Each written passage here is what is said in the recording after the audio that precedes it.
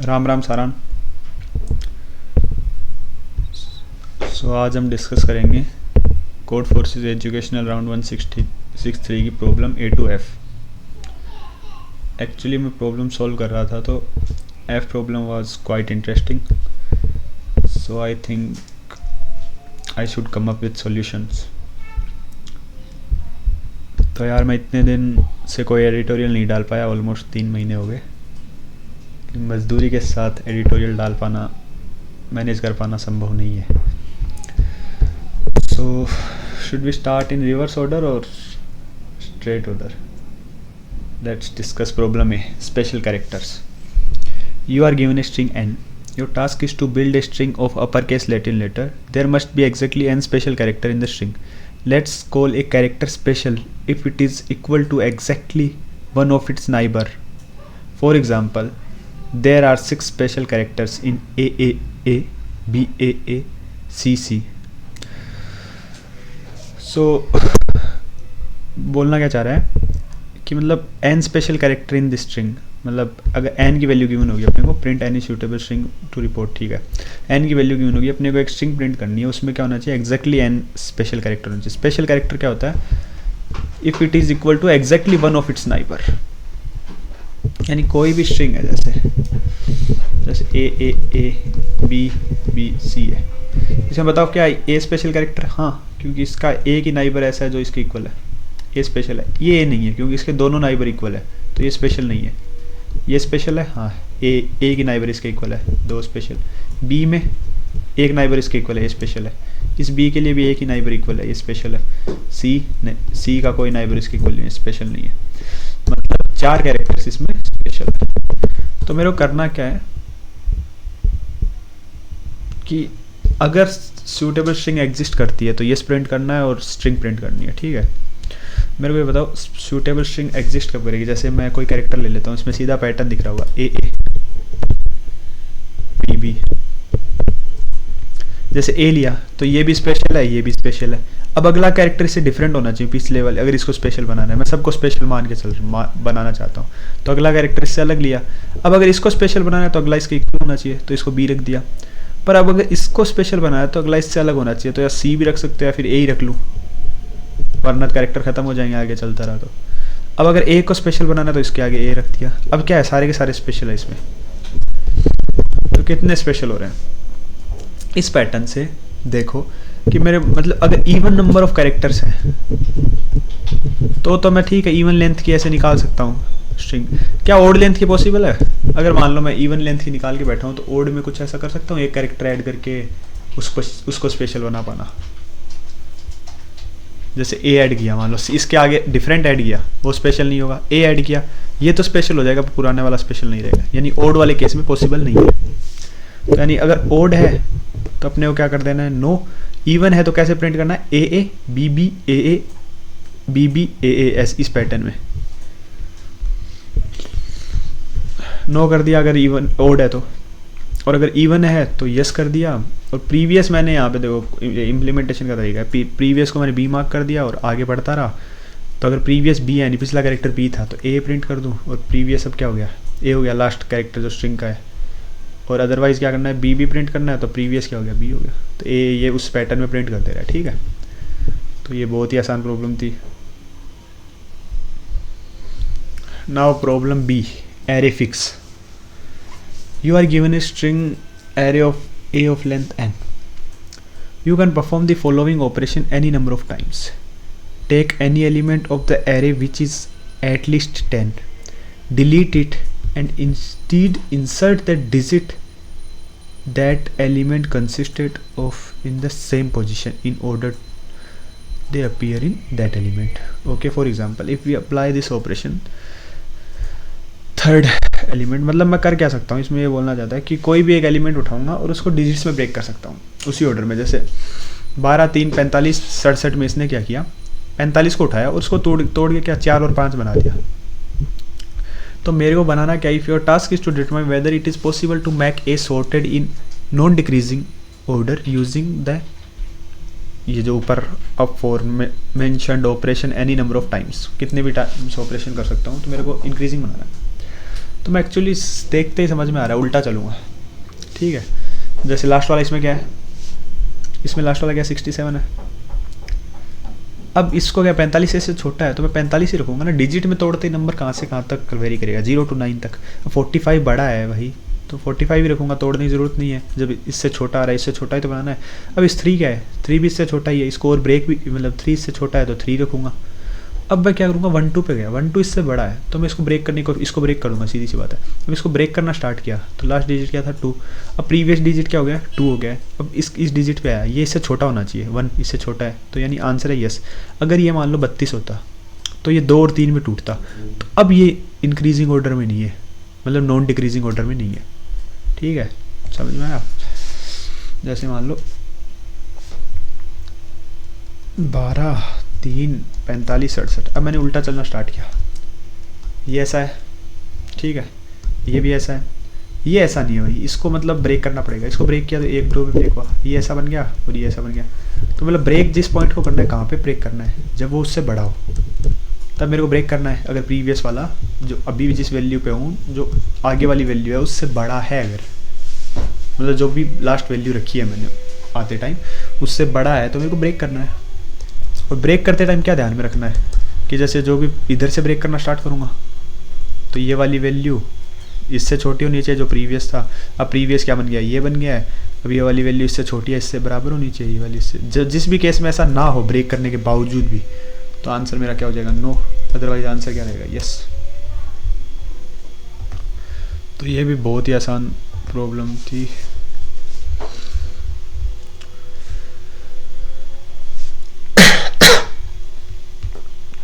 Array of आई से start किया मैंने, प्रीवियस को क्या इंट मैक्स मार्क कर लिया ना, मैक्सिमम वाली। n-1 से स्टार्ट किया, 0 से चला। अगर array of I value previous से इक्वल है तो प्रीवियस के इसके इक्वल हो जाएगा, एरे ऑफ आई की, और कंटिन्यू कर देना है, ठीक है, सिंपल। अगर ऐसा नहीं है तो मैंने क्या किया, ब्रेक करना स्टार्ट करेंगे। एरे ऑफ आई को ब्रेक करना स्टार्ट किया, एरे ऑफ आई को ब्रेक करना स्टार्ट किया, तो ब्रेक करते टाइम क्या हुआ कि जो अपना प्रीवियस है वो अगर एरे ऑफ आई %10 मतलब उसका जो डिजिट हो गया उससे छोटा है, तो आंसर मेरा क्या हो जाएगा भाई, फॉल्स हो जाएगा वो, कि आंसर अब नो होगा, क्योंकि कोई पॉसिबिलिटी नहीं है, ब्रेक करने के बाद भी नहीं है और ब्रेक करने से पहले भी कुछ नहीं हो रहा। अदरवाइज क्या कर दूंगा, ब्रेक कर दूंगा उसको, ब्रेक करते प्रीवियस किस में बदल जाएगा, जो अभी की जो इस अब जिस डिजिट पे हूँ वो, और फिर एरे ऑफ आई क्या बन जाएगा, डिवाइडेड बाई 10। ऐसे ही तो ब्रेक करेंगे। और अगर चेक अब लास्ट में ट्रू रहा तो यस, अदरवाइज क्या आंसर हो जाएगा, नो। अरे यार माउस टच पैड काम नहीं कर रहा। Now let's move to problem C. अब ठीक प्रॉब्लम स्टार्ट हो जाएंगे, अब अच्छे से डिस्कस करते हैं। There is a grid consisting of 2 rows and n columns. The rows are numbered from 1 to 2 from top to bottom, and the columns are numbered from 1 to n from left to right. Each cell of the grid contains an arrow pointing either to the left or right. No arrow points outside the grid. There is a robot that starts in a cell 1,1. Every second the following 2 actions happen one after another. Firstly, the robot moves right, down or up. It cannot try to go outside the grid and you cannot skip a move. Then it moves along the array that is placed in the current cell. Okay, your task is to determine whether the robot can reach. सवाल अपना क्या है,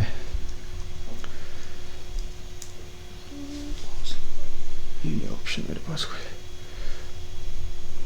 अपना सवाल ये है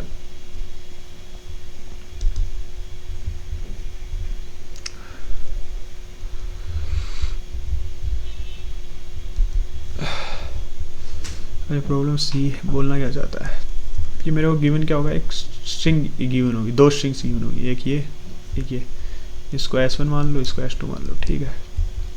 इसमें given क्या होगा, इस तरीके से कुछ गिवन होगा, मतलब पहला एग्जांपल ले रहा हूँ मैं, ऐसे एरोज गिवन होंगी। इस एरो का मतलब है आगे की तरफ, इस एरो का मतलब है पीछे की तरफ, ठीक है। मैं एक्चुअली हूँ किस पॉइंट पे, इस पॉइंट पे हूँ, और मेरे को जाना किस पॉइंट पे है, इस पॉइंट पे। मेरे को यहाँ से यहाँ पहुँचना है, तो मैं क्या कर सकता हूँ, पहले रोबोट कौन सा ऑपरेशन परफॉर्म करेगा, पहले रोबोट मान लो इस पॉइंट पे हूँ, तो पहले रोबोट या तो कहीं इधर जा सकता है, या इधर जा सकता है, या इधर जा सकता है, या इधर जा सकता है। इधर जाने के बाद जिस भी पॉइंट पे मान लो इस पॉइंट पे पहुंचा, तो इस पॉइंट पे जिस भी साइड एरो है, अगर आगे की साइड एरो है तो आगे चला जाएगा, पीछे की साइड एरो है तो पीछे चला जाएगा। ठीक है, ऐसा कुछ करेगा। और मेरे को जाना कहाँ है, यहाँ पे जाना है। तब मानना स्टार्ट करो, यहाँ से मैं कहाँ गया, आगे की तरफ गया। पैटर्न फाइंड करने की कोशिश करना है। यहाँ पे गया तो ये इसने कहाँ पे पहुँचा दिया, यहाँ पे। तो मैं एक्चुअली कहाँ पे हूँ, यहाँ पे हूँ। ठीक है, यहाँ से मैं नीचे की तरफ गया, इसने कहाँ पहुँचा दिया, यहाँ पे। यानी मैं यहाँ पे भी सक्सेसफुली पहुँच पा रहा हूँ और यहाँ पे भी मैं सक्सेसफुली पहुँच पा रहा हूँ। ठीक है, अब देखो यहाँ पे पहुँचने के बाद इसने एरो के हिसाब से नहीं किया, क्योंकि दो ही ऑपरेशन में ऐसा करना है। अब मेरे को डिसाइड करना है, देयर इज़ 2 ऑप्शन। अगर मैं ऊपर जाता, यहाँ से ऊपर भी जा सकता हूँ, पीछे गया तो वहीं वापस वहीं पहुँचा देगा, कोई मतलब नहीं। नीचे मैं जा नहीं सकता, ऊपर जाता हूँ तो मैं कहाँ पहुँचूँगा, आगे पहुँचूँगा। आगे वाला मेरे को कहाँ पहुँचा, मतलब पीछे आगे पहुँचूँगा। आगे पहुँचने मतलब यहीं पहुँच रहा हूँ अल्टीमेटली वापस। यहाँ पे मैं ऑलरेडी पहुँच चुका हूँ, तो मेरे को दोबारा पहुँचने की ज़रूरत नहीं है। यहाँ से चलना शुरू करता हूँ। अगर मैं आगे गया तो मेरे को पीछे फेंक देगा, कोई मतलब है नहीं है।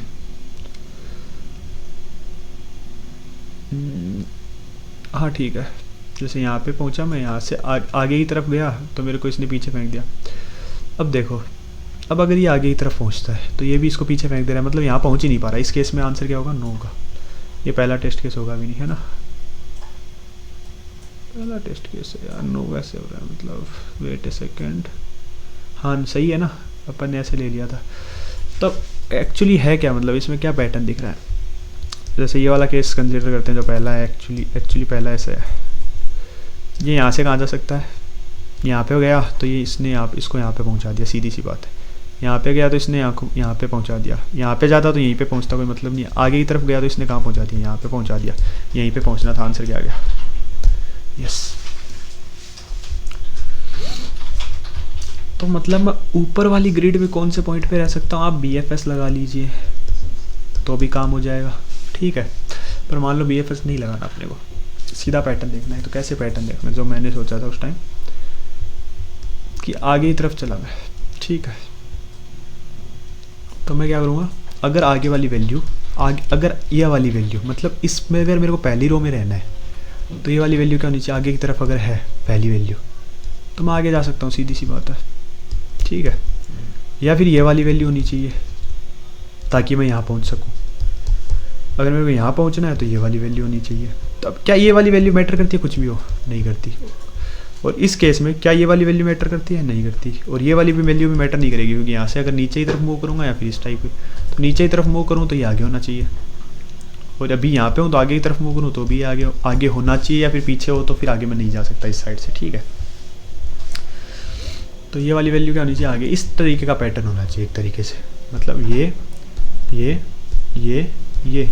ये वैल्यूज़ मैटर नहीं करती, सीधी बात। ठीक है, और इस पैटर्न में भी क्या होना चाहिए, मतलब मैं कब आगे नहीं पहुंच पाऊंगा, मान लो ये नहीं होता तो भी काम हो जाता ना मेरा, बिल्कुल हो जाता। पर मान लो ये भी नहीं होता, यानी कि दो कंसेक्यूटिव वैल्यूज ऐसी ना हो, यानी अगर आई पे हूँ तो आई वाला आगे ना हो और ये वाला भी आगे ना हो। ऐसा अगर दो केस में, कंसेक्यूटिव केस में ऐसा नहीं हुआ, समझ रहे हो बात, कि अगर ऐसा नहीं हुआ, ये दोनों ही पीछे की तरफ हो गए किसी केस में, तो मेरा आंसर क्या आ जाएगा, नो। अदरवाइज क्या हो जाएगा, yes.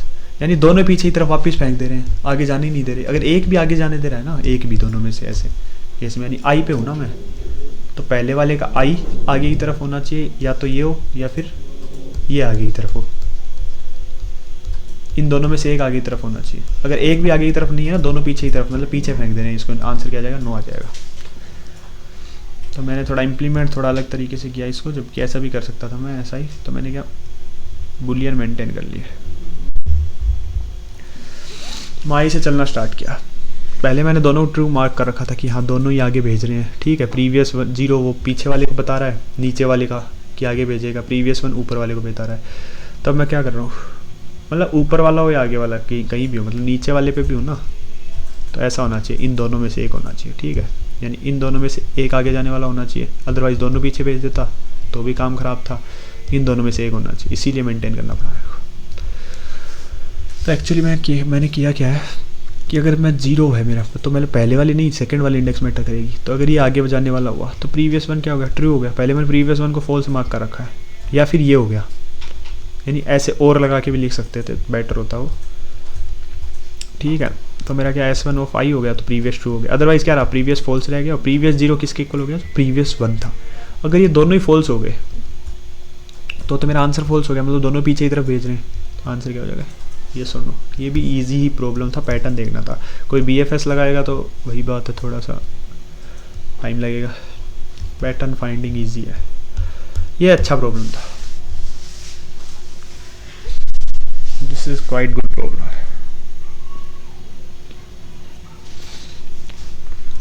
Tandem repeats. You are given a string as consisting of lowercase Latin letter or question mark.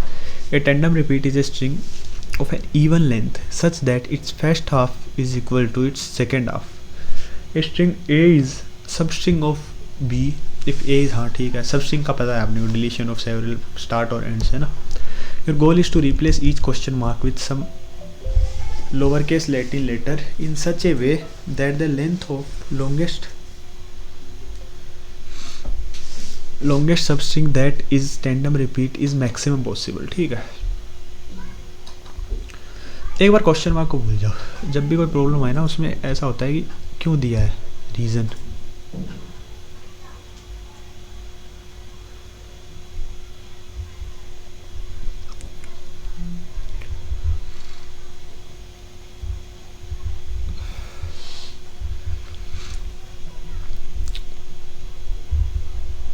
मतलब क्वेश्चन मार्क भूल जाते हैं, ऐसे ही सोचना शुरू करते हैं। बोलना क्या चाहता है, देखो ऐसी जब भी प्रॉब्लम दिखी, अगर मान लो स्ट्रिंग गिवन है, अपने को क्या बताना, मैक्सिमम लेंथ की सब स्ट्रिंग बतानी है, मैक्सिमम लेंथ की substring such that its first half is equal to, even length की होनी चाहिए, तो पता है first half is equal to second half हो रहा है, तो ठीक है, इवन लेंथ की सब स्ट्रिंग बतानी है कि फर्स्ट हाफ सेकंड हाफ के इक्वल हो, जैसे ए बी, तो ये 3 3 है ना, 6 लेंथ की होगी ना पूरी, अगर इक्वल है तो ठीक है। एक चीज़ बताओ, इसका ब्रूट फोर्स तो सिंपल सा है, आई और जे पे आइट्रेट करूँगा और आई और जे के बीच का चेक कर लूँगा, तो big of N cube approach तो आ गई, पर कंस्टेंट क्या है अपना 5000। तो इसको मतलब ऑब्जर्व, मैंने जैसे अभी प्रॉब्लम सॉल्व कर रहा था, तो मैंने कैसे ऑब्जर्व किया, आसान था ऑब्जर्व करना, पर मैंने जैसे ऐसा सोचा कि मान लो मेरे को कुछ भी होता है ना, कि एक सब स्ट्रिंग के बारे में क्या पता हो, आई और जे के बारे में मेरे को पता है कि इनके बीच का कितना है, मतलब जो पहला हाफ, मतलब कितने हाफ का वो है, ये है या नहीं है, ये मान लो। तो फिर मैं आई से वो J+1 वाला फाइंड करने की ट्राई किया, ये सब सोचा मैंने पैटर्न बनाने के, कि इसको ऐड करूँ तो क्या ये मैं निकाल पाऊँगा, नहीं निकाल पाऊँगा, ये नहीं बन पा रहा था। तो मैंने क्या सोचा, फिर एक नई चीज़ सोची, DP ऑफ IJ क्या बताएगा, DP ऑफ IJ क्या बताएगा। ये चीज़ देखो, DP अचानक दिमाग में मैंने प्रैक्टिस का खेला, DP ऑफ IJ क्या बताएगा, I से स्टार्ट हो रहे कैरेक्टर्स और J से स्टार्ट हो रहे कैरेक्टर्स का जो प्रीफिक्स का है ना, कितना पार्ट कॉमन है, मोस्ट कॉमन पार्ट, समझ रहे हो। जैसे A C D A B D, जैसे A है, ये है 0 और ये वाला है, ये वाला यहाँ से स्टार्ट करें, ये J है, ये I है, तो DP ऑफ IJ कितना होगा, 2, क्योंकि 2 ही तो कैरेक्टर वो हैं। तो क्या ये कैलकुलेट कर पाना पॉसिबल है, बिल्कुल है। अगर उल्टा चलना स्टार्ट करो, अगर आपको I, J का पता है, मान लो उसके आगे का सब का पता है, तो I, J का कैसे निकलेगा, DP ऑफ IJ कैसे निकलेगा। मान लो आपको I+1 और J+1 का पता है, तो आप क्या करोगे, I और J को कंपेयर करोगे। अगर I ऑफ J का कैरेक्टर इक्वल है S of I equal to S of J है, तो आप क्या करोगे, DP of I+1 J+1 plus क्या हो जाएगा, 1 हो जाएगा। ये चीज़ स्टोर होके रह जाएगी या नहीं रह जाएगी, रह जाएगी। DP ऑफ IJ निकाल पाना पॉसिबल है, थोड़ा सोचना कैसे निकलेगा, ये थोड़ा पैटर्न बैठने की सोचना होता है कि अगर ये स्टेट बनाता तो क्या ये निकाल पाना पॉसिबल है या नहीं। तो मान लो ये मेरे को पता चल गया, DP ऑफ IJ क्या बता रहा है, लॉन्गेस्ट कॉमन प्रीफिक्स, ठीक है, ये DP ऑफ IJ बता रहा है, लॉन्गेस्ट कॉमन प्रीफिक्स। अब एक चीज बताओ, DP ऑफ IJ की वैल्यू किसके इक्वल हो, ये लॉन्गेस्ट कॉमन प्रीफिक्स में ये ध्यान रखना, ये ऐसा ना हो जाए कि ओवरलैप कर जाए कोई चीज़। जैसे डी पी ऑफ आप बताओगे 0,0 होगा वो एन के इक्वल, नहीं, डी पी ऑफ 0,0 जीरो ही रखना है, तो ओवरलैप नहीं करना चाहिए। तो इसको किसके इक्वल कर दूंगा, अगर ये किसके इक्वल हो, जे माइनस आई के, पहले जे माइनस आई तो होगा, अगर मतलब ये वाला पार्ट यहाँ से आई से स्टार्ट हो रहा है जे तक, ये वाला पार्ट अगर पूरा इसके आगे इक्वल है तो मतलब मिलके एक बना रहा है हिस्सा, जे माइनस आई 2 मल्टीप्लाई जे माइनस आई वाला आंसर हो सकता है। मतलब ये भी आंसर पॉसिबल है, जो मैक्सिमम होगा वो वाले ले लूँगा। समझ में आई ना ये चीज़, कोड देख के समझ में आ जाएगी। मैंने क्या डीपी बनाया, सबको 0 से इनिशियलाइज कर दिया, फिर मैंने क्या किया, आई से चलना स्टार्ट किया, उल्टा चलना स्टार्ट किया, क्योंकि मेरे को i+1 और j+1 पता होना चाहिए, और D P of J plus. अब मैंने क्या किया, कंपेयर करना शुरू किया। सॉरी, क्वेश्चन मार्क को कैसे हैंडल करोगे, कोई भी क्वेश्चन मार्क है, अब मैं इसको कंपेयर कर रहा हूँ, ए के साथ क्वेश्चन मार्क को कंपेयर कर रहा हूँ, तो मैं इसको ए भी रख सकता हूँ ना, ए की रखने की जरूरत पड़ेगी, सिंपल सी बात है। दोनों क्वेश्चन मार्क होते हैं तो दोनों वैसे इक्वल है, या फिर दोनों नंबर होते हैं, अगर इक्वल है तभी लेना, अगर इक्वल नहीं है तो आंसर क्या हो जाता है, डी पी ऑफ आई जे क्या हो जाता, 0। पहला कैरेक्टर इक्वल नहीं है तो डी पी ऑफ आई जे क्या हो गया, 0, ये वाली स्टेट। तो क्वेश्चन मार्क ऐसे हैंडल हो जाएगा, यानी दोनों में से एक भी अगर क्वेश्चन मार्क है या फिर दोनों इक्वल हैं तो डी पी ऑफ आई जे क्या हो जाएगा, ये हो जाएगा, otherwise D P of I जे क्या हो जाएगा, 0 हो जाएगा। मैंने क्या किया, डी पी ऑफ आई जे को सेफ्टी के लिए लिख दिया, जबकि ऐसा नहीं होगा, वो ये ओवर क्रॉस नहीं करेगा, D P of I J comma J minus I, ठीक है, कि अगर मतलब उससे ज़्यादा जा रहा है तो मतलब j-1 वाला आई तक का ही हिस्सा रखना है मेरे को, ओवरलैप नहीं करवाना। तो अगर ये इक्वल है तो मेरे को आंसर क्या ले रहा हूँ, मैक्सिमम, लास्ट में जाके मल्टीप्लाई कर दे रहा हूँ, ठीक है। अब स्टार्ट होंगी अच्छी प्रॉब्लम्स, जिनके लिए मैंने ये एडिटोरियल बनाने की चाह रखी, मतलब ई भी इतना सही नहीं लगा मेरे को, रेयर कोइंस करके ये प्रॉब्लम है ना, ये बहुत सही प्रॉब्लम है। क्लिक पार्टीशन,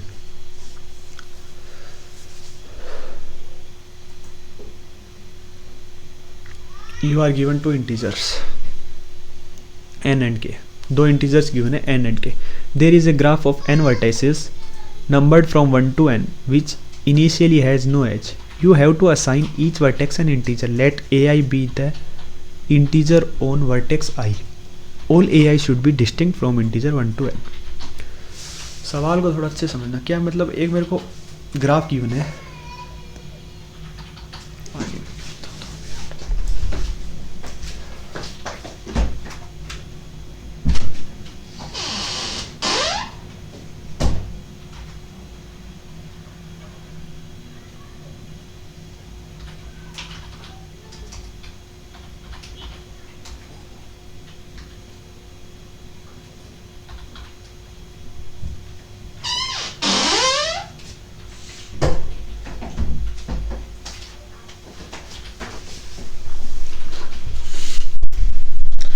क्लिक पार्टीशन, अपने को क्या एक ग्राफ गिवन है जिसमें क्या इतने n वर्टेक्सेस हैं। अब क्या number from 1 to n, initially has 0 has, कोई एज नहीं है, 1 to n वर्टेक्सेस हैं, और एक इंटीजर k गिवन है, k का रोल अपन देखेंगे। You have to assign each vertex an integer ai। अपने को बोल क्या है, जैसे जैसे बोले ना, जब प्रॉब्लम थोड़ी टफ होनी स्टार्ट हो जाए तो साथ साथ ही सोचना शुरू, 1 2 3 n तक है, ऐसे इनको एक वैल्यू असाइन करनी है, a0 a1 a2 sorry a1 a2 a3 ऐसे कर लेते हैं, अपन ने वो नहीं किया, an कोई भी वैल्यूज असाइन करनी है, अपन कुछ भी कर सकते हैं, डिस्टिंक्ट इंटीजर फ्रॉम, जैसे ai की रेंज क्या होगी, 0 से लेके 1 से लेके n तक कुछ भी हो सकता है, पर डिस्टिंक्ट होने चाहिए सारे के सारे, मतलब परम्यूटेशन होगा एक तरीके से, यही तो मतलब after assigning integer every pair i, j कब होगा एक एज कब होगा i, j पे, i और j के बीच में एज कब होगा, जब i माइनस j का absolute value plus ai minus aj का absolute value should be less than equal to k, ठीक है, तब एक एज होगा।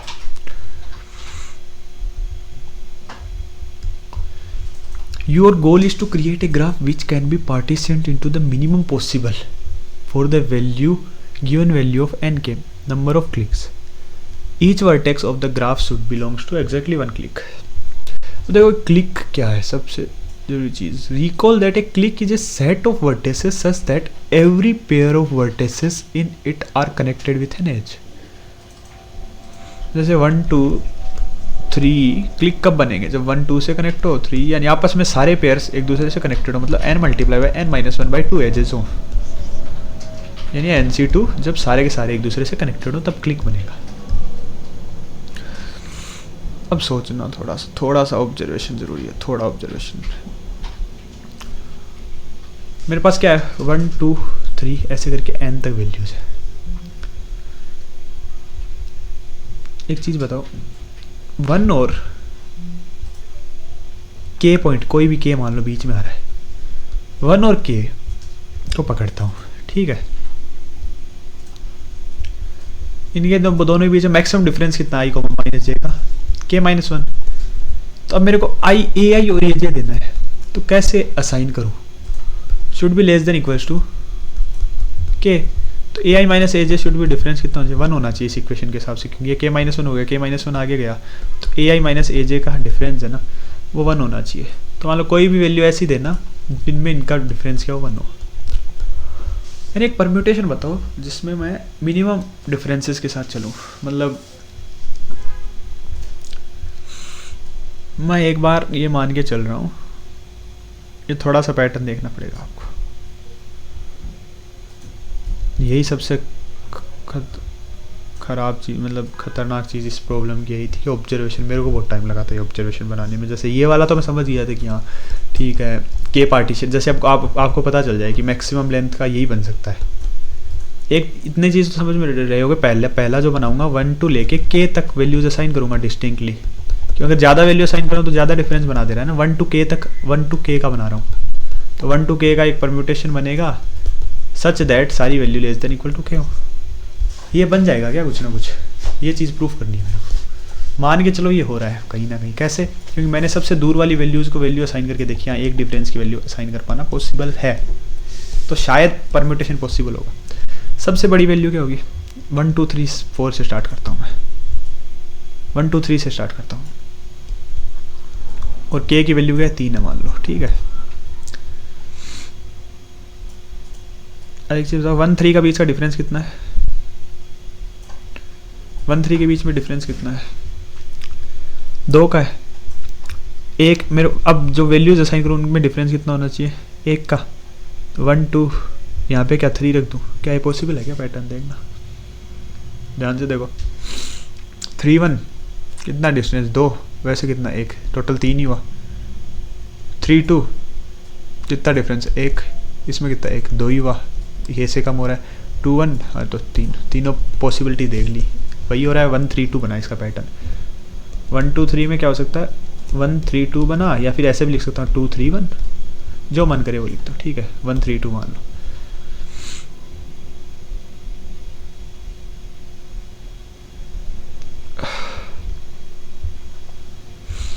टू 3 1 भी बन रहा है। अब देखो 1 2 3 4 का क्या बनेगा? मैं एक वैल्यूज दे रहा हूँ मैं अपने हिसाब से सोच के, जैसे मैक्सिमम जो 4 है, 4 किसके पास आना चाहिए? 4 और 1 को सोचो, 4 और 1 में भी तो एक पेयर बनेगा, वो आसपास ही होने चाहिए ना, ये तो मानते हो ना। 1 और 4 आसपास होने चाहिए। जैसे इसको मैं 4 दे दूँ, इसको मैं 1 दे दूँ, सोचो एक बार, 1 4 दे के भी देख लेना। ऐसे देखो 4 1 दे दिया मैंने, 4 1 कितना 3, 2 3 कितना डिफरेंस है 1, 4 ही तो हो रहा है टोटल, कोई दिक्कत नहीं है, नहीं है। अब 4 के पास यहाँ पे क्या आना चाहिए? यहाँ पे बचा 2 वैल्यूज बची है मेरे पास, 2 और 3। कहाँ पे 3 आना चाहिए, कहाँ पे 2 आना चाहिए? लेट्स कंसीडर यहाँ पे 2 दिया, 2 4 कितना डिफरेंस 2 2 2 कितना हो रहा है 4, कोई दिक्कत नहीं है। यहाँ पे मैंने 3 दिया, 3 1 में कितना डिफरेंस है? मैक्सिमम डिफरेंस वाले यही है ना, 2 2 2 4, 2 3 में एक डिफरेंस, एक का डिफरेंस है, कोई दिक्कत नहीं है। तो नहीं ऐसे दे सकते हो, या फिर 3 2 इधर भी होता है, चलता क्या चल जाता। तो ऐसे हो गया, ये पैटर्न ऐसे बना। अब देखो 1 2 3 4 5 में 5 को कहाँ रखूँ सेफ रहे? 3 पे वही रखता हूँ सबसे पहले। 5 1 को ऐसे ही मान के चलता हूँ, ऐसे होगा, ठीक है। 5 1 ऐसे ही रखा जाए, बीच में से रखा जाएगा, क्योंकि उनकी डिस्टेंस जो दूर वाले पॉइंट उनसे कम करना है ना, सबसे ज़्यादा डिस्टेंस तो यही बना के देंगे। यहाँ पे क्या रखूँ? 2 रख सकता हूँ क्या मैं? सोचो एक बार, 1 के आगे 2, ऐसे देखो हर पैटर्न में ऐसे ही बनता है ना। 1 के आगे 2 रख सकता हूँ क्या यहाँ पे? 2 किसके साथ बनेगा? 5 के साथ, तो 3 3 2 कितने हो रहे? 5, कोई दिक्कत नहीं है। 5 के आगे यहाँ पे क्या रख सकता हूँ मैं? यहाँ पे क्या रखूँ? 4 रखूँ क्या, 4 और 1 के बीच की डिफरेंस और 1 और 3 के बीच की डिफरेंस ज़्यादा होगी, 1 के साथ करूँगा ना अब तो जो वैल्यूज़ बढ़ रही हैं। 3 यहाँ पे रख दूँ, यहाँ पे 4 रख दूँ, 4 1, क्योंकि 4 आप यहाँ पे रखते तो 4 माइनस 1 कितना होता, 3, 1 माइनस 4 के तो 6, तो यार वैल्यू वो बढ़ रही है, मतलब नहीं हो पाएगा, 6 ज़्यादा हो गया, तो 3 यहाँ पे रखना, 4 यहाँ पे रखना सूटेबल होता। ऐसे ही 6, जैसे ही आप 6 का बनाओगे ना, देखो ज़्यादा टाइम वेस्ट करने का मतलब नहीं है, 4 5 6 बनाओगे ना तो वैसा वो ऐसा बनेगा, 5 1 2 3 ऐसा पैटर्न दिख जाएगा। मतलब और भी हो सकते हैं, मल्टीपल हो सकते हैं, पर ज़्यादा पैटर्न 3 4 5 1 2 3। ऐसे ही 7 का में क्या होगा, 1 2 3 3 4 5, नहीं सॉरी 1 2 3, ओ सॉरी जहाँ पे 4 5 6 हो जाता ना, ठीक है 1 2 3 4 5 6 7, 8 में क्या हो जाता है 1 2 3 4 5 6 7 8, ऐसे पैटर्न बनेगा। मतलब फर्स्ट हाफ, मतलब क्या हो रहा है, मैंने क्या चीज़ प्रूफ कर दी, अगर मैं कोई के लेंथ की वैल्यू ले रहा हूँ, के लेंथ में 1 to k ले रहा हूँ, तो उसमें मैं 1 to k भी कोई भी परम्यूटेशन दे सकता हूँ। वो परम्यूटेशन कैसा होगा, के यहाँ पे आएगा, k माइनस 1 k माइनस 2 जब तक 1 तक नहीं पहुँच जाता बीच में, और 1 2 3 k माइनस 1 तक, ऐसा परम्यूटेशन होगा ना, ऐसा परम्यूटेशन असाइन कर सकता हूँ मैं इसको। अब मान लो आपने 1 to k में ऐसा असाइन कर दिया, अगली वैल्यूज क्या है, k प्लस 1 to, अगला भी k लेंथ का ही मान लो, तोड़ सकता हूँ ना k लेंथ में, बिल्कुल तोड़ सकता हूँ, 2k 2 मल्टीप्लाई बाई k, इसमें क्या वैल्यूज दे सकता हूँ, इन्हीं का परम्यूटेशन, डिफरेंस तो वही बनाएगा ना। जैसे ये वाला परम्यूटेशन है, इसमें क्या ऐड कर दूँ, हर में k ऐड कर दूँ, बना देगा ना वो पैटर्न, हर में k या 2k,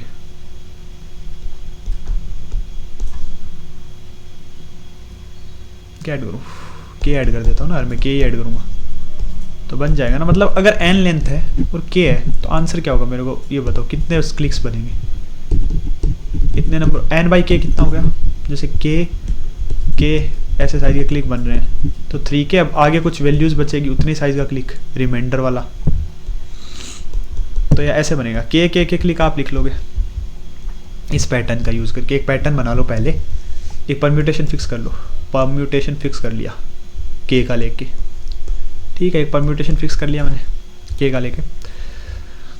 पहले मेरे को परम्यूटेशन ही देना है, मैंने k वाले को ये परम्यूटेशन दे दिया, अगले वाले में क्या परम्यूटेशन दूंगा, प्लस k ऐड करके दे दूंगा, इसमें एक परम्यूटेशन दे दूंगा प्लस 2k ऐड करके, इसमें क्या परम्यूटेशन दूंगा, इसमें मैंने रिमाइंडर का एक नया परम्यूटेशन बनाना है बचे हुए का, और उस वैल्यूज़ में 3 मल्टीप्लाई बाई k बना देना है, ऐड कर देना है, ठीक है। तो रिमाइंडर का एक नया परम्यूटेशन, जैसे k का जनरेट किया वैसे ही रिमाइंडर का एक परम्यूटेशन जनरेट कर लोगे, ठीक है। तो ये तो मेरा परम्यूटेशन आ गया। आंसर क्या था मेरा, ये वाला पहले से ही था, ये आंसर था। आंसर कैसे होगा, पहले वाले को 1 1 1 दे दूंगा k को, अगले वाले को 2 2 2 3 3 3 और रिमाइंडर वाले को 4 4 4 जितने हैं। अब इम्प्लीमेंटेशन देखते हैं, ये भी कोई वो नहीं था कि मैंने बट इम्प्लीमेंटेशन में गलतियाँ की हैं, थोड़ी इम्प्लीमेंटेशन थोड़ा ध्यान से देखना, की प्रॉब्लम है तो इम्प्लीमेंटेशन तो अच्छा होगा ही। मैंने एक्चुअली किया क्या है,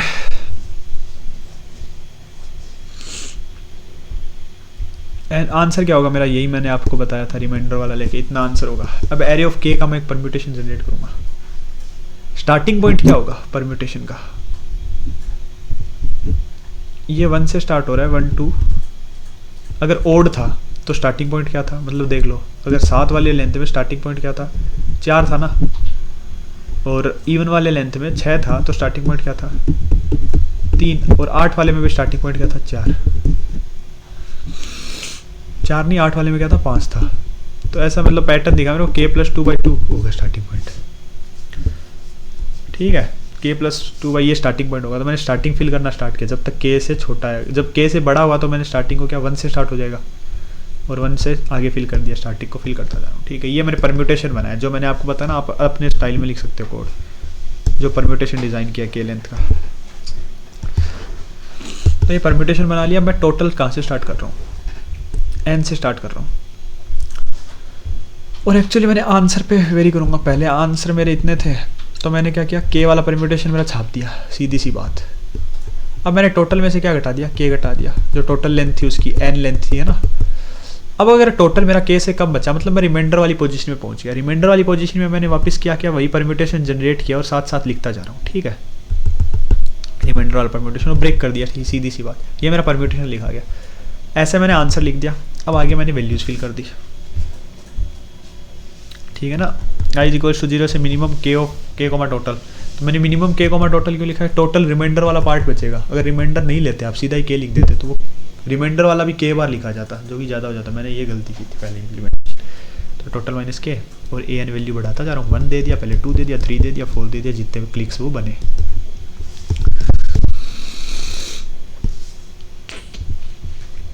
ठीक है। रेयर कॉइन्स f,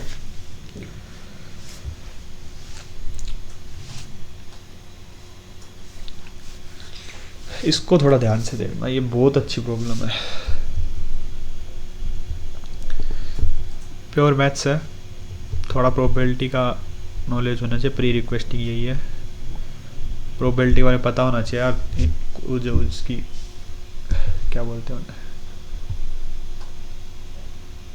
इनइक्वालिटी होती है क्या, प्रॉपर्टीज, जो उनके गुण हैं उनके बारे में पता होना चाहिए। देयर आर n बैग्स, अच्छे से पढ़ते हैं, numbered from 1 to n, ith bag contains ai gold coin and bi silver coin, ठीक है। The values of A gold coin is 1 and the value of A silver coin is either 0 और 1, determine for each silver coin independently, probability 0 होने की probability half है और half है।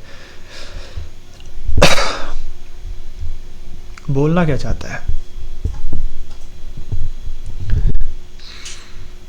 मतलब मेरे को a गिवन होगा एक, तो a0 a1 ऐसा करके an तक, ऐसे ही मेरा b0 b1 ऐसे होगा bn तक। ai क्या बता रहा है, गोल्ड कॉइन्स, मतलब गोल्ड कॉइन्स जहाँ पे उनकी वैल्यू क्या हो गई, ai हो गई। bi क्या है, सिल्वर कॉइन्स, इनकी वैल्यू कितनी भी हो सकती है भाई, देखो 0 से लेके bi तक कुछ भी हो सकता है। 0 होने की प्रोबेबिलिटी कितनी होगी मेरे को ये बताओ, bi c0 डिवाइडेड बाई 2 की पावर bi, ये हो सकती है ना, प्लस ऐसे ही आगे 1 होने की probability bi c1 divided by, ऐसे प्रोबेबिलिटी निकलेगी, ठीक है। अब मेरे को बताना क्या है, क्वेरी देखो, you have Q independent query, each query is the following, L to R, L to R में क्या बोलना चाहता है, the total value in the bag L to R is strictly greater than the value in all other bags. L to R के अंदर total value कितनी होगी coins की, जैसे सिल्वर में एक बार प्रोबेबिलिटी को भूल जाओ, टोटल वैल्यू कितनी होगी कि L to R में गोल्ड कॉइन, आप ये निकाल सकते हो क्या L to R में गोल्ड कॉइन कैसे निकलेगा, प्रीफिक्स हम कर लो ना, जैसे A of R minus A of L minus 1, ये कितने हो गए, टोटल गोल्ड कॉइन्स हो गए अंदर, गोल्ड अंदर इन, ठीक है। गोल्ड आउट क्या होगा, total gold minus gold in, ठीक है, टोटल गोल्ड आउट निकल गया, ऐसे सिल्वर इन सिल्वर आउट निकल जाएगा। तो मेरा इक्वेशन क्या बनेगी, gold in plus silver in should be greater than gold out plus silver out। अब थोड़ा ध्यान से देखना, ऐसा होना चाहिए। देखो गोल्ड की वैल्यूज तो फिक्स है ना, इस इक्वेशन पे काम करते हैं अपन,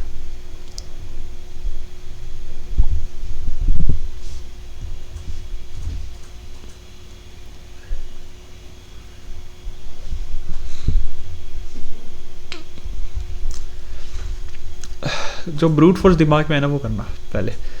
लेट्स कंसीडर एक बार गोल्ड है ही नहीं, गोल्ड को भूल जाओ, ऐसा ही है, ये इतना ही करना है मेरे को, सिल्वर इन सिल्वर आउट, इसमें से मैं कितने भी हो सकते हैं, मतलब 0 से लेके सिल्वर इन तक कितने भी कॉइन हो सकते हैं, ऐसे ही 0 से लेके सिल्वर आउट तक कितने भी कॉइन हो सकते हैं। एक चीज़ बताओ, इस पर मैं 0 से स्टार्ट करूँ, 0 से नहीं 1 से, क्योंकि 0 ये करूँ 1 इज ग्रेटर देन 0 हो सकता है। इस पर अगर मैं आइटरेशन स्टार्ट करूँ सिल्वर इन पे, तो मान लो प्रोबेबिलिटी एक कॉइन सिल्वर ए के अंदर होने की प्रोबेबिलिटी कितनी होगी, silver in C1 divided by 2 की पावर सिल्वर इन, ठीक है, मल्टीप्लाई बाय, अब अगर ये 1 है तो इस ये कितना हो सकता है भाई, ये जीरो ही हो सकता है और कोई ऑप्शन नहीं है। तो मैं silver out C 0 divided by 2 की पावर सिल्वर आउट प्लस, अब अगले वाला केस अगर मैं इसको 1 कर दूं, 1 नहीं अगर इसको 2 कर दूं, तो silver in C2 divided by 2 की power silver in multiply by, अब देखो ये 0 भी हो सकता है और ये क्या हो सकता है 1 भी हो सकता है, यानी यहाँ पे जो वैल्यू थी plus silver out C1 divided by 2 की पावर, इसमें पैटर्न क्या बना, सिल्वर इन को मैं इन लिख रहा हूँ और आउट को मैं सिल्वर इन को मैं इन लिख रहा हूँ, जैसे ये पैटर्न बना ना। टोटल प्रोबेबिलिटी क्या होगी, ये देखो मल्टीप्लाई होके ये 2 की पावर टोटल सिल्वर ही तो बन जा रहा है, टोटल सिल्वर बन जा रहा है। मैं गोल्ड को 0 मान रहा हूँ तो एन ही बन रहा है एक तरीके से, 2 की पावर एन ही बन रहा है। अभी एन सोचना, मतलब टोटल जो कॉइन्स है, total coins, total silver coins है एक तरीके से। तो ये क्या हो जा रहा है, silver in C1 multiply by in C0, ठीक है, plus silver in C2 in C0 plus in C1, ऐसे इन C3 में इन C, मतलब जो सिल्वर इन वाला सिल्वर आउट वाला, सॉरी यहाँ पे आउट आएगा ना, आउट आउट आउट C है ना, out C0 plus out C1 out C2 ऐसे। तो ये चीज कितने पे कैलकुलेट करी जा सकती है, बिग ऑफ सिल्वर इन में ये चीज कैलकुलेट की जा सकती है। तो मतलब big of R minus L वाली पैटर्न के हिसाब से क्वेरीज कितनी है, जितनी query Q multiply by time complexity क्या हो जाएगी इसकी, Q multiply by silver in. पर मेरे को तो इससे ऑप्टिमाइज चाहिए, सीधी सी बात है। अभी तो मैंने गोल्ड वाला कंसिडर भी नहीं किया, अब मैं थोड़ा इक्वेशन पे काम करता हूँ। तो ये मेरा मैन आइडिया था ब्रूट फोर्स, तो मैंने देखो मेरे से मैं इस पे ही अटका रहा और मैं ये सॉल्व नहीं कर पाया, तो मैंने गैनेडी का सॉल्यूशन देखा।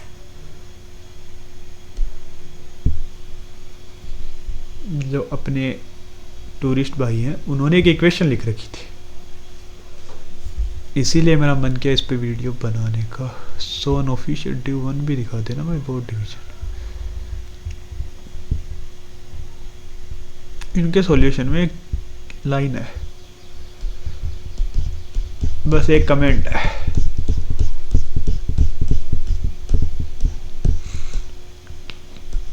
एक लाइन बस ये वाली।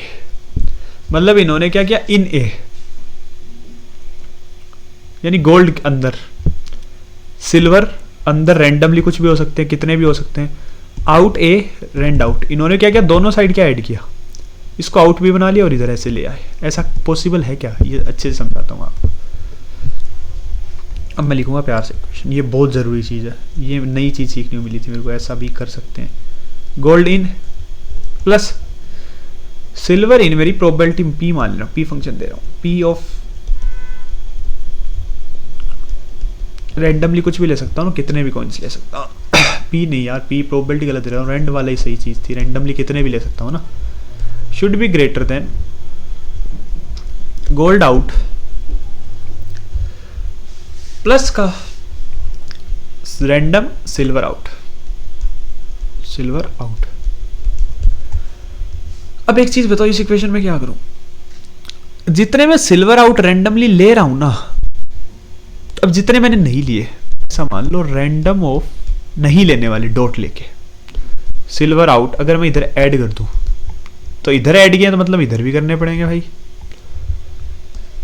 यानी random of silver in. Equation को देखना, इस गोल्ड इन को मैं इधर ले आऊं, ठीक है, इधर मैं कांस्टेंट वाली चीज रखूंगा, गोल्ड इन को इधर लिया, gold out minus gold in हो गया, एक तो gold out minus gold in हो गया। जितने लिए थे और जितने नहीं लिए वो यहाँ पे आ गए, तो दोनों का सम कितना हो गया टोटल, मतलब क्या हो गया, gold out minus gold in, ये तो ये हो गया, plus silver total, total silver हो गए, ठीक है। नहीं सॉरी, सिल्वर आउट, टोटल गलत लिख दिया, सो सिल्वर आउट, क्यों सिल्वर आउट जो नहीं लिए थे वो, ये एक कांस्टेंट बन गया, ये चीज समझ रहे हो, ये कांस्टेंट बन गया, ये कांस्टेंट। अब इधर देखना, इधर क्या बचा है, random of silver in plus का जो यहाँ पे जो रैंडम ऐड किया था, मान लो नया रैंडम है स्मॉल वाला, मतलब जो भी ऐड किया सिल्वर आउट। एक चीज बताओ, अब इसको मर्जिंग हो सकती है क्या, यही सबसे जरूरी चीज थी, थोड़ा सोचोगे ना आप, ऑब्जर्व करोगे, क्या ये मतलब आपको फंक्शन वाइज तो अलग अलग दिख रहा होगा। रैंडम मतलब मैं कितने भी सिल्वर इन कॉइन ले सकता हूँ। ऐसे ही मैं कुछ रैंडम लूँगा इधर से, तो मैं क्या इनको ऐसे लिख सकता हूँ क्या, टोटल में से रैंडम ले लो कुछ भाई, सिल्वर इन प्लस का सिल्वर आउट। यार मैं अच्छे से लिख नहीं पा रहा हूँ, हैंड राइटिंग ख़राब हो गई है मेरी टच पैड पे लिखने की। इतने महीनों में मैंने कुछ लिखा ही नहीं, आज ही निकाला इसको वापस। तो ये क्या हो गया, कॉन्स्टेंट हो गया। क्या ये चीज़ हो सकती है क्या भाई? हाँ हो सकती है यार, इन टोटल में से ले लो। आप बोलोगे यार इन ये 3 है ये 5 है, एक्चुअली कर क्या रहे हो, 3 में से कुछ सिलेक्ट कर रहे हो, इधर 5 में से कुछ सिलेक्ट कर रहे हो, तो टोटल में से सिलेक्ट कर लो ना। टोटल में से सिलेक्ट कर लो। जैसे टोटल तो आपको सिलेक्ट कितने करने वाले, ये इनको करना कितना है टोटल, तो सारे केसेस लेके सम करोगे ना, तो बात तो वही अलग अलग करोगे या फिर 7 करोगे। तो 3 + 5 कितने हो गए, 8 में से कुछ सिलेक्ट कर लूँ। कितने सिलेक्ट करूँ, इनसे ज़्यादा करने हैं ना जितने ये यहाँ पे हैं। अब मुद्दा देखो, अब यहाँ पे एक कॉन्स्टेंट बना सी बना ना, यहाँ पे एक सी बना। अब मेरे पास ऑप्शन कितना होगा, टोटल सिल्वर, यानी सी से मैं सी से ज़्यादा वाले कितने भी, C+1 कॉइन सिलेक्ट कर लूँ सिल्वर वाले टोटल में से, C+2 कर लूँ, ऐसे जितने कर सकता हूँ, मतलब टोटल सिल्वर तक ये कर लूँ। तो एक सफिक्स बना लेता हूँ, सफिक्स, जो सफिक्स ऑफ आई क्या बताएगा कि टोटल सिल्वर आई और टोटल डिवाइड 2/2, 2 कितना हो, मतलब प्रोबेबिलिटी में 2 कितना हो, ये फिक्स है ना टोटल सिल्वर, इसको बाहर निकाल लेता हूँ, इसकी एक बार ज़रूरत नहीं है। प्लस सफिक्स ऑफ i+1, ये बन सकता है ना सफिक्स। ये क्या स्टोर करता जा रहा है, वैल्यूज कि मतलब मिनिमम आई सिल्वर कॉइन होने की प्रोबेबिलिटी। सफिक्स बता रहा है, सफिक्स ऑफ आई बता रहा है मिनिमम आई सिल्वर कॉइन होने की। तो सी है तो मिनिमम कितने सिल्वर कॉइन होने चाहिए, C+1 बन गया ना क्वेश्चन, हो गई ना प्रॉब्लम सोल्व। यही प्रॉब्लम थी। तो ये गैनेडी की मेरे इक्वेशन देखनी पड़ी थी, पर ये सही में बहुत मतलब बोल सकते हो आपकी good problem, combinatorics maths probability wise. तो इसमें देखो ये NCR निकालने का टेम्पलेट से यूज़ किया मैंने मेरे से। एरे ऑफ आई और 0 का प्रीफिक्स सम स्टोर कर लिया, ठीक है, सिल्वर का प्रीफिक्स स्टोर कर लिया, टोटल सिल्वर स्टोर कर लिया, ठीक है। अब मैंने क्या आंसर को 1/2 की पावर टोटल सिल्वर ये अलग बाहर रख लिया, ठीक है, ये मैंने निकाल लिया मेरा आंसर में। 1/2 है ना, ये ऐसे कर लिया, जैसे ये एक तरीके से ये लिखा हुआ आंसर इज इक्वल टू 1/2 की पावर सिल्वर, इस तरीके से लिखा हुआ है ना कोडिंग की लैंग्वेज में, एक तरीके से। सफिक्स टोटल सिल्वर +1, ये मैंने सफिक्स बनाया, और सफिक्स में टोटल सिल्वर होने के एटलीस्ट सारे ही सिल्वर हो जाए, उसकी probability total silver C total silver divide by, मैं प्रोबेबिलिटी नहीं ले रहा, प्रोबेबिलिटी वाले बाहर मल्टीप्लाई करूँगा, तो क्या 1 हो गया ये, तो ठीक है। मैंने उल्टा चलना शुरू किया। सबसे पहले क्या किया, उसमें i+1 वाले में क्या है, ये ऐड कर दिया जो मैंने आपको यहाँ पे बताया था NCR वाला, सिल्वर टोटल सिल्वर CI, ये ऐड कर दिया सफिक्स में, ये सफिक्स स्टोर हो गया। अब मैंने क्या किया, C की वैल्यू निकाली सबसे पहले, गोल्ड इन गोल्ड आउट, तो गोल्ड आउट माइनस क्या था, गोल्ड इन था, gold out minus gold in plus क्या था, टोटल सिल्वर आउट था। मेरी इक्वेशन से यही आया था ना, मैंने इक्वेशन कमेंट करके नहीं लिखी, वो इक्वेशन थोड़ा इक्वेशन देख लेंगे बाद। इक्वेशन आप गैनेडी वाले में से देख लेना या फिर मैंने यहाँ पे लिखी है तो देख लेना। इक्वेशन के बारे में थोड़ा सोचना जरूर यार, कुछ नया सीखने को मिलेगा इससे। टेम्प क्या आ गया, आंसर को रख दिया मैंने ना, यहाँ पे मैं आंसर में मल्टीप्लाई करके वैल्यू अपडेट करूँगा। तो मैंने क्या किया, C+1 है, अगर वो टोटल सिल्वर से ही ज़्यादा हो जाए, C+1 मतलब प्रोबेबिलिटी नहीं है, पॉसिबल ही नहीं है ना भाई, इतने सिल्वर कॉइन अगर मतलब जो मेरा कॉन्स्टेंट है वो टोटल सिल्वर से ज़्यादा है, तो मतलब मैं कर ही नहीं सकता कभी भी, तो मैंने 0 प्रिंट कर दिया। अदरवाइज मैंने क्या किया, temp is equals to multiplication और उसके साथ क्या किया, सफिक्स C+1 से मल्टीप्लाई कर दिया। C+1 मतलब ज़्यादा ही माइनस हो गया तो मैंने इसको क्या -1 ही मान लिया ताकि वो 0 वाला आंसर दे दे C+1 करने पे, ठीक है, ये तो छोटी सी चीज़ है। तो मेरा आंसर मैंने प्रिंट कर दिया। तो आई होप यार ये क्लियर हो जाए, तो आप लोगों को समझ में आ जाए। तो एक्चुअली यार जॉब के साथ कॉन्टेस्ट देख के इवन मैं पार्टिसिपेट भी नहीं कर पा रहा। मैंने दिए हैं 1-2 कॉन्टेस्ट बीच में, मतलब मेन आईडी से नहीं दिए मैंने, ऐसे ही कभी 1 घंटे अटेम्प्ट कर पाता हूँ, कभी जैसे ऑफिस से लेट आया 8:30 बजे भी आया तो मैं ऐसे अटेम्प्ट करना होता है मेरे को कॉन्टेस्ट, तो 1 घंटे के लिए अटेम्प्ट करता हूँ, ऐसा होता है। तो पार्टिसिपेट नहीं कर पा रहा अच्छे से। और एक्चुअली होता क्या, मतलब कॉन्टेस्ट में कभी पार्टिसिपेट कर भी लिया तो सुबह मेरे को 8 बजे निकलना रहता है, तो मेरे लिए रात को वीडियो बना के डाल पाना 1-2 बजे तक पॉसिबल नहीं है। वीडियो बहुत लोग बनाते हैं तो आप उनके सॉल्यूशन प्रीफर कर सकते हो, या फिर मैंने आपको बोला रिटर्न एडिटोरियल से बेटर कुछ नहीं है। हाँ, अभी मैं ये सोच रहा हूँ, मैं CA/CS के जो सॉल्यूशन है ना, मेरे को भी CA/CS पूरा सॉल्व करना है, तो मैं एडिशनल प्रॉब्लम्स के सॉल्यूशन लाने के बारे में सोच रहा हूँ। डेली एक प्रॉब्लम, पहले प्रॉब्लम को मैं आपको यूट्यूब पे या शेयर कर दूँगा कि मैं कल ये प्रॉब्लम डिस्कस करूँगा, फिर मैं उसकी वीडियो बना के डाल सकता हूँ। तो वो एक अपना कलेक्शन भी बन जाएगा और फ़ायदे में भी रहेगा। और मैं भी ज़िंदा हूँ, तो ऐसे कमेंट मत करो, कमेंट देखता रहता हूँ मैं। चलो, थैंक्स एवरीवन, धन्यवाद।